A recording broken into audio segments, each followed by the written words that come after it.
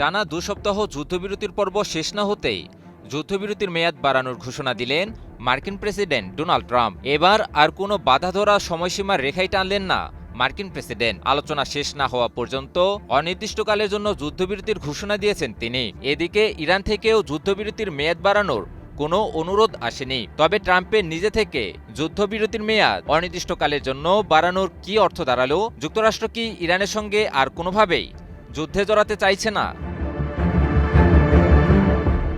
টানা 40 দিনের রক্তক্ষয়ী ও ধ্বংসাত্মক সংঘাতের পর 2 সপ্তাহে যুদ্ধবিরতির মেয়াদ শেষ হতে চলেছিল বুধবার। তবে বুধবার আসার আগেই মঙ্গলবার সামাজিক যোগাযোগ মাধ্যমে করা এক পোস্টে অনির্দিষ্টকালের জন্য যুদ্ধবিরতির ঘোষণা করেন মার্কিন প্রেসিডেন্ট ডোনাল্ড ট্রাম্প। যদিও পোস্টে তিনি পাকিস্তানের অনুরোধে যুদ্ধবিরতির মেয়াদ বাড়ানোর কথা জানান, তবে বিশেষজ্ঞরা বলছেন ভিন্ন কথা।